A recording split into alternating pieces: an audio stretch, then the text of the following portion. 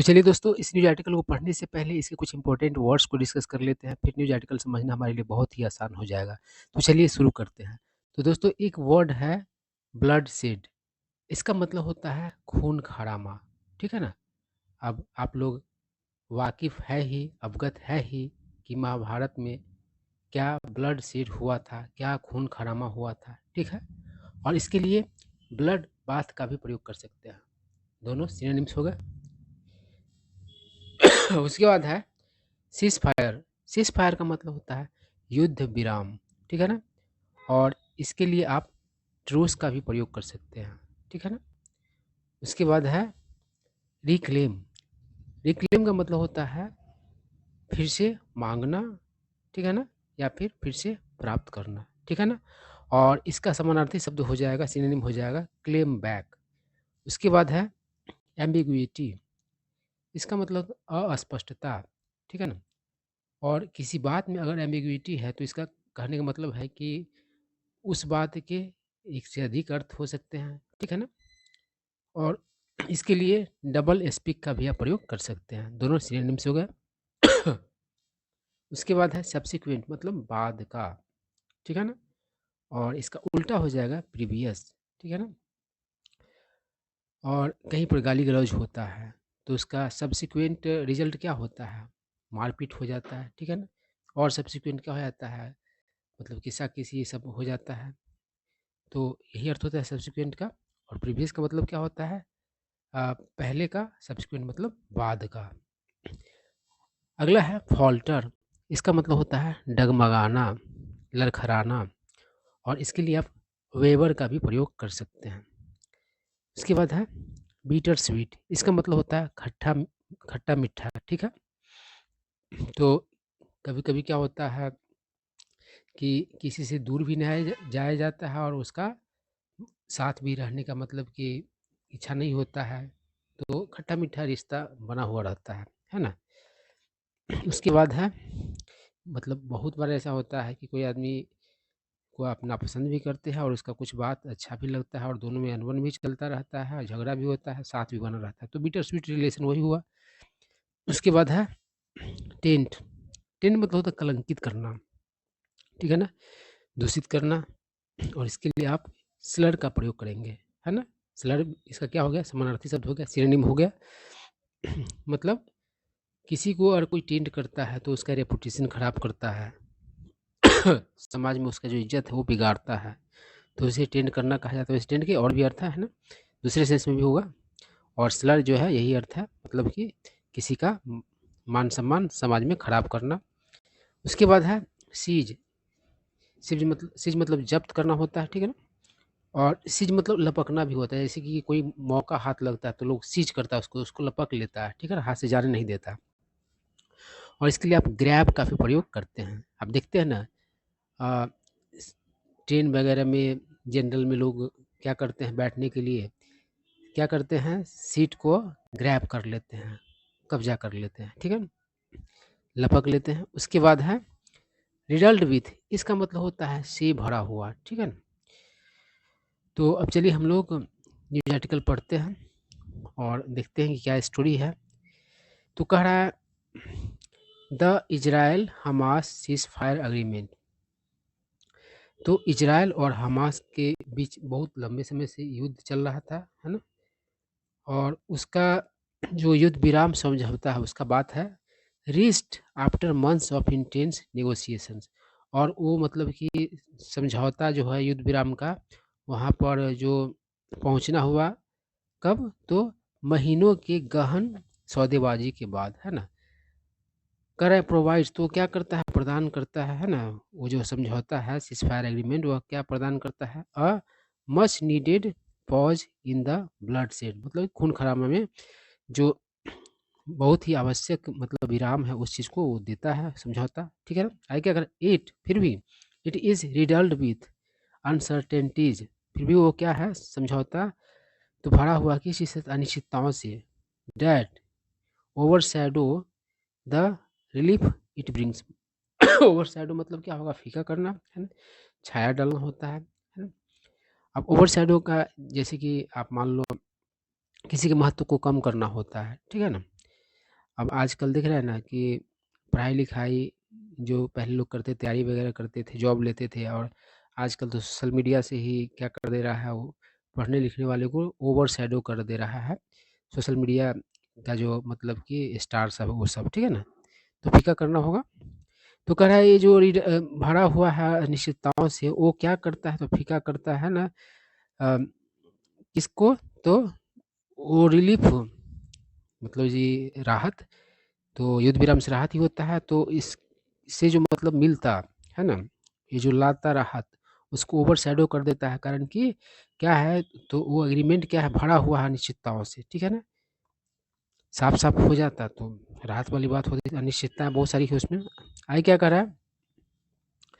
With over 15 months of conflict, conflict मतलब टकराव, leaving Gaza devastated and tens of thousands dead. अब देखिए कुछ बात है उसको समझ लीजिए। तो कह रहा है कि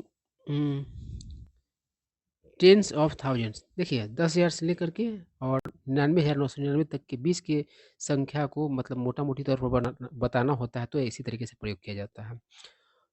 और डिवास्टेटेड मतलब आप कहेंगे नष्ट, तबाह, ठीक है ना? डिवास्टेड मतलब होता है तबाह करना, ठीक है ना, विध्वंस करना। तो कह रहा है कि 15 महीनों से ऊपर का टकराव के कारण, है ना, और उसने क्या कर मतलब कि उसके कारण क्या हुआ, तो गाजा को तबाह किया इसके कारण से, और मतलब कि इतने संख्या में लोगों का मौत हुआ, है ना, टेंस ऑफ थाउजेंड्स का मतलब आप लोग समझ ही गए हैं। तो कह रहा था सीज फायर, तो वो जो युद्ध विराम है इज अ टेंटेटिव स्टेप, तो वह क्या है, तो अस्थाई, है ना, अ, आप कहेंगे संभावित, टेंटेटिव इजैम होता है तो क्या होता है, अस्थाई होता है, वो बदल भी सकता है। तो ये जो है युद्ध विराम जो है वो क्या है, तो एक टेंटेटिव स्टेप है टुवार्ड्स, किसकी तरफ कदम है, होप यानी कि उम्मीद के प्रति। अमिडस्ट अनपैरेलल्ड सफरिंग, सफरिंग मतलब पीड़ा होता है, और अमिडस्ट मतलब के बीच, और अनपैरेलल्ड मतलब होता है अनइक्वल, मतलब कि जिसके बराबर का कोई नहीं हो, है ना। तो जो ऐसा पीड़ा जिसका बराबरी का कोई पीड़ा नहीं होने की बात है, उसके बीच जो है उम्मीद की ओर क्या है, तो एक अस्थायी कदम है ये युद्ध विराम। आगे क्या करा, the deal's phased approach is both its strength and its Achilles heel. तो देखिए डील मतलब यहाँ पर क्या होगा, मतलब कि समझौता, और फेज्ड अप्रोच, तो फेज्ड मतलब हुआ चरणबद्ध, अप्रोच मतलब होता है यहाँ पर हुआ तरीका, और एक्लीज हील का मतलब होता है दुखता रग, कमजोर पहलू। तो कह रहा है कि इस डील का मतलब कि समझौते का जो चरणबद्ध तरीका है वह क्या है, दोनों ही है, इसका ताकत भी है और इसका मतलब कि कमजोर पहलू भी है ना। यानी फेज में अगर ये युद्ध विराम होगा तो ये सही भी है और मतलब कि गलत भी है, दोनों मतलब कि इसके मतलब कि ताकत और कमजोरी दोनों है इसका। आगे क्या कर रहा है, in the initial 6 week phase, मतलब इनिशियल मतलब शुरू का शुरुआती, तो कह रहा है शुरुआती 6 सप्ताह के चरण की बात है। हॉस्टेज मतलब बंधक लोग, एंड डिटेनीज मतलब कि बंदी लोग, विल बी एक्सचेंज यानी कि एक्सचेंज किए जाएंगे, मतलब कि इधर के बंधक और बंदी को उधर भेजा जाएगा, उधर के बंधक और बंदी को इधर भेजा जाएगा, ये सेंस है। और क्या कह रहा है, ह्यूमैनिटेरियन एड, ह्यूमैनिटेरियन मतलब कि मानवीय एड, मतलब सहायता, मानवीय सहायता विल फ्लो मतलब कि फ्लो करेगा, है ना। एंड डिस्प्लेस्ड पैलेस्टीनियंस, और विस्थापित, डिस्प्लेस्ड मतलब एक जगह से दूसरी जगह जो ले जाया गया हुआ होता है उसको डिस्प्लेस्ड कहा जाता है। पैलेस्टीनियंस मतलब जो फिलिस्तीन के लोग, विल अटेम्प्ट मतलब कोशिश करेंगे, टू रिक्लेम मतलब फिर से मांग करने का, देयर होम्स मतलब अपने घर को, ठीक है।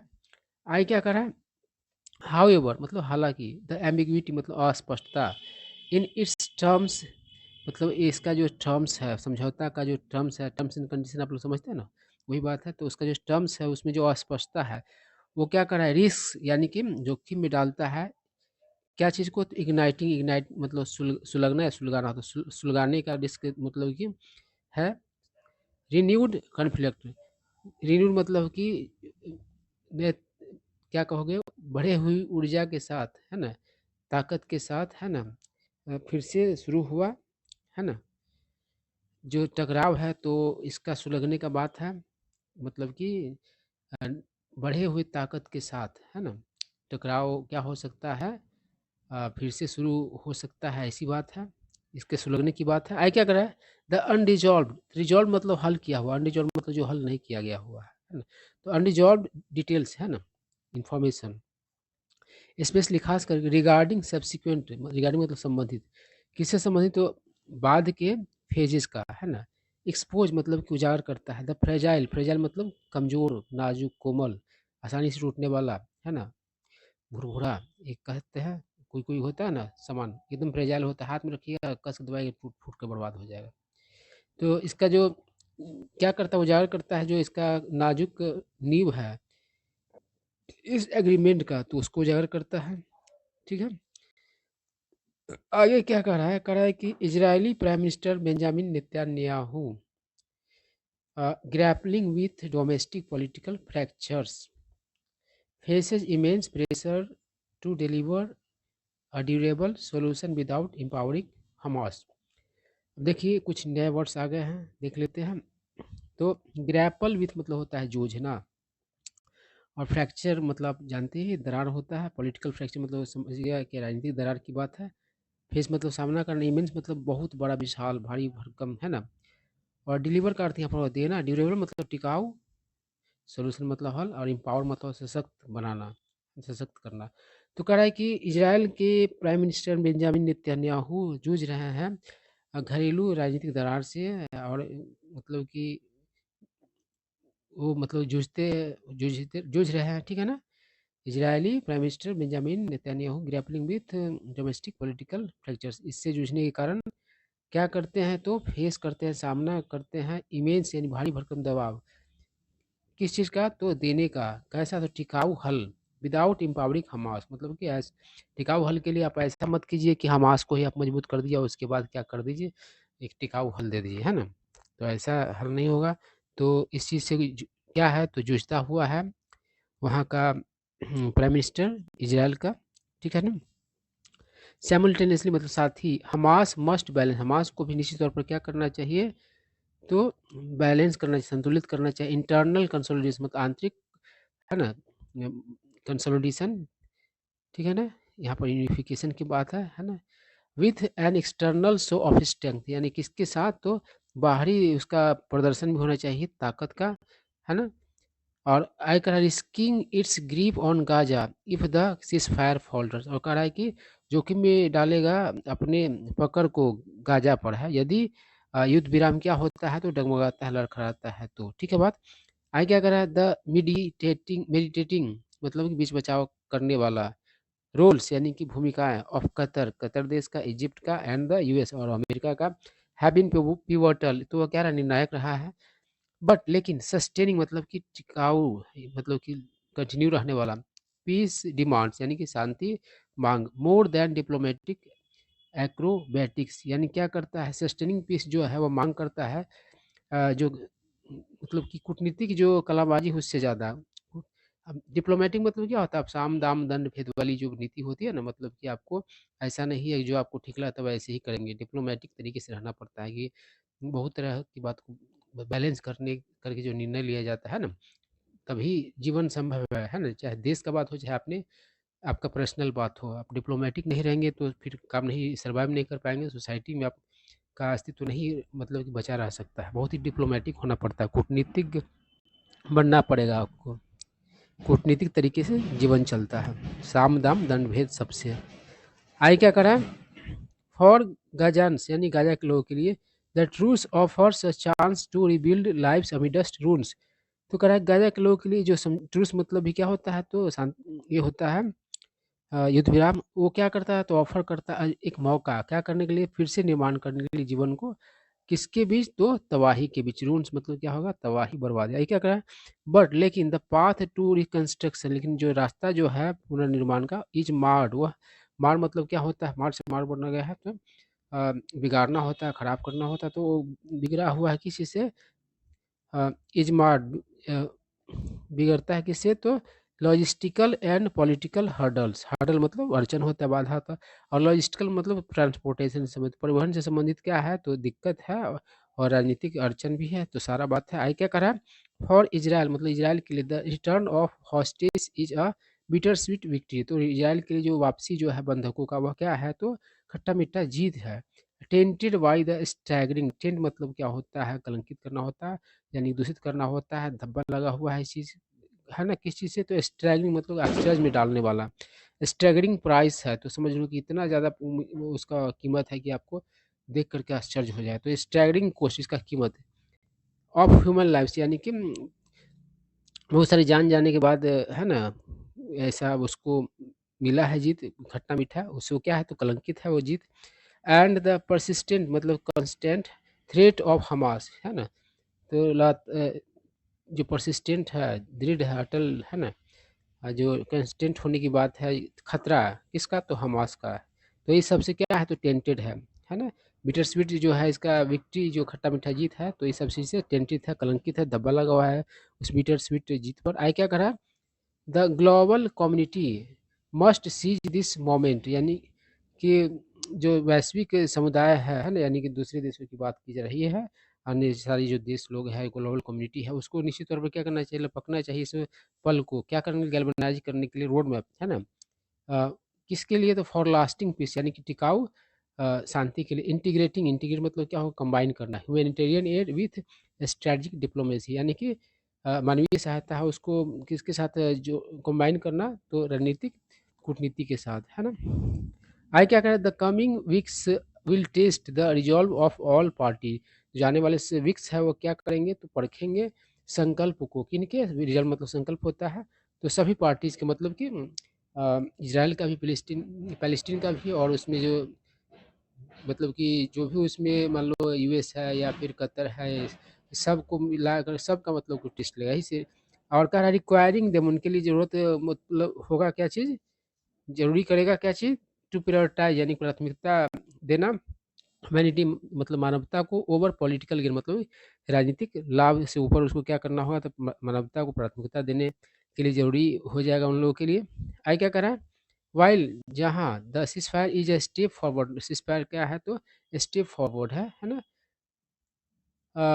इट्स सक्सेस डिपेंड्स ऑन, तो इसका सफलता क्या करता है, तो निर्भर करता है ऑन ब्रिजिंग, ब्रिज मतलब ख़त्म करना है ना, जैसे कि डिस्टेंस को ब्रिज किया जाता है, तो गैप को ख़त्म करने की बात होती है, कम कर, है ना।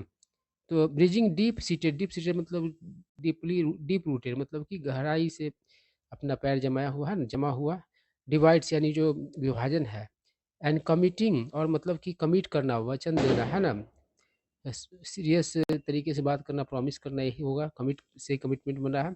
टू सस्टेनेबल सॉल्यूशंस, यानी कि आपको क्या करना होगा, बहुत जो गहरा खाई है ना, उसको पाटना हो, उसको ख़त्म करना होगा उसको, ठीक है ना। और क्या करना, किसके लिए कमिट करना होगा, तो सस्टेनेबल मतलब कि लॉन्ग लास्टिंग, कहने टिकने वाला, है ना, हल के लिए कमिटमेंट आपको करना होगा, इस सेंस कह रहा है यहाँ। तो यही सारा स्टोरी था, आई होप आप लोगों को सारा बात समझ में आया होगा।